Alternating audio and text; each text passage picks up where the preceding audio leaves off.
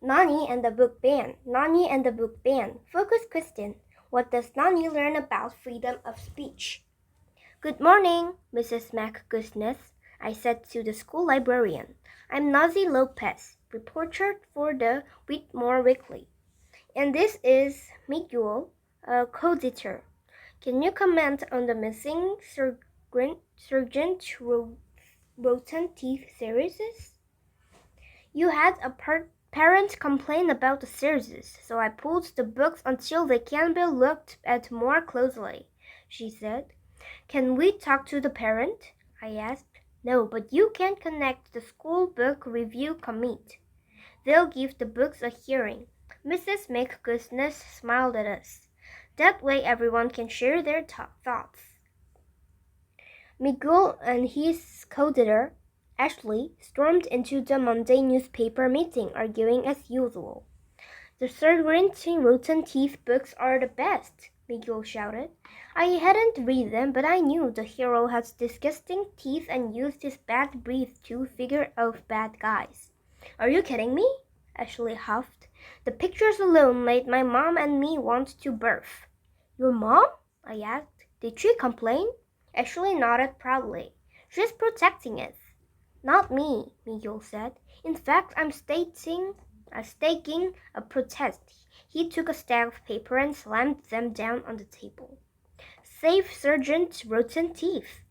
Protest the book ban. Meet Wednesday morning to stage the final scene from Book 4. Zombies and all. I decided to cover the protest of the newspaper, but first I needed to read the series. I borrowed the books from Miguel and read under the covers until almost midnight. By book 7, the hero's teeth have all fallen out. I wondered, are these books actually trying to get kids to brush their teeth? Tuesday morning, I located the webpage of Dan Eaton, the author, and explained the whole deal. That afternoon, he wrote me back. Dear Nani, you're right. I wanted to encourage tooth care in a fun way. Even if you hate my books, though, the First Amendment supports the right to keep my books in your library. If the school bans them, kids lose the chance to think, question, and decide issues for themselves. Best wishes, then. I let out a little cheer. I might not like Ben Eaton's books, but I liked Ben Eaton. The First Amendment. An amendment is an addition or change to the U.S. Constitution. The first 10 amendments to the U.S. Constitution are known as the Bill of Rights.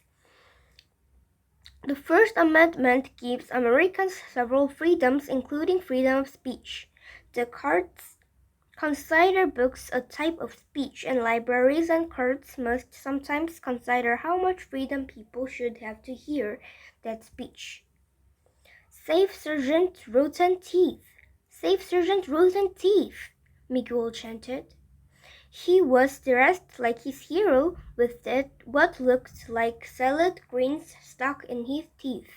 A dozen kids dressed as zombies chanted around him, stumbling and mumbling, Breathe mints! Breathe mints! Miguel breathed on the zombies, who fell to the ground, pinching their noses and moaning. I tried to interview different zombies about the books, but failed.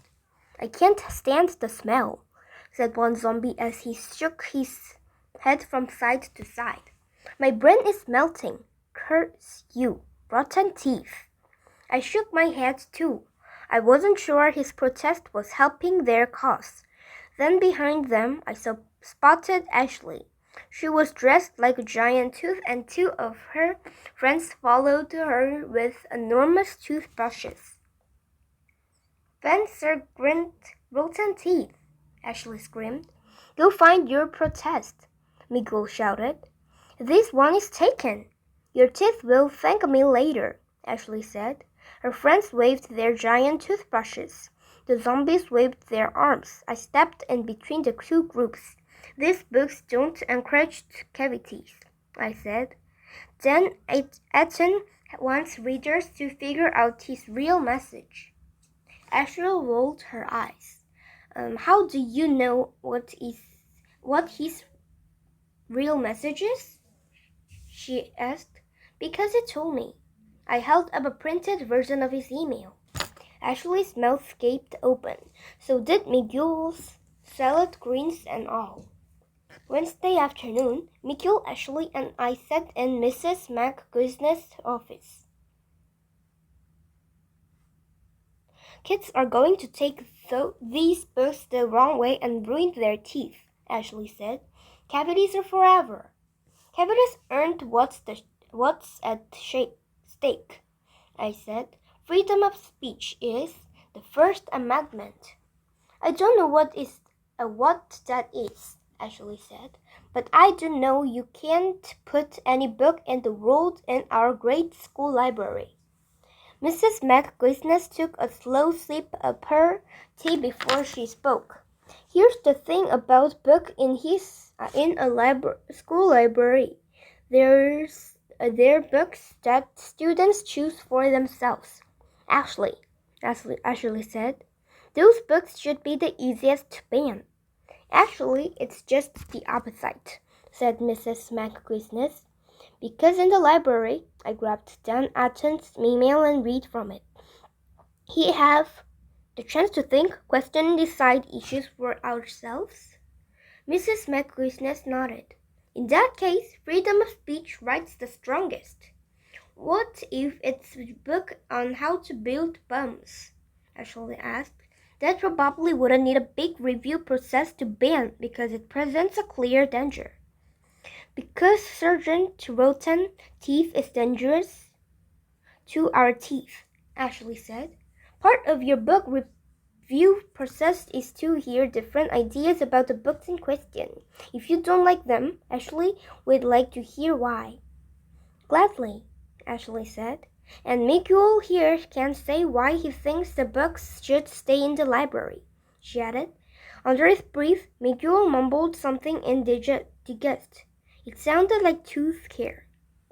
That Friday's Whitmore Weekly was all about the possible book ban. I had co-editor Ashley write a column in support of the ban and co-editor Miguel write a column opposed to it. I ran Dan Atten's email and I ran an interview with Mrs. McGuinness that explained the book review committee process. Before school let out, Mrs. McGuinness told me she wanted a student to serve on the committee. Me. There's one catch, she said. You will need to read all 12 books. I 10 down, 2 to go, I said. 6 weeks later, a shorter follow-up story appeared.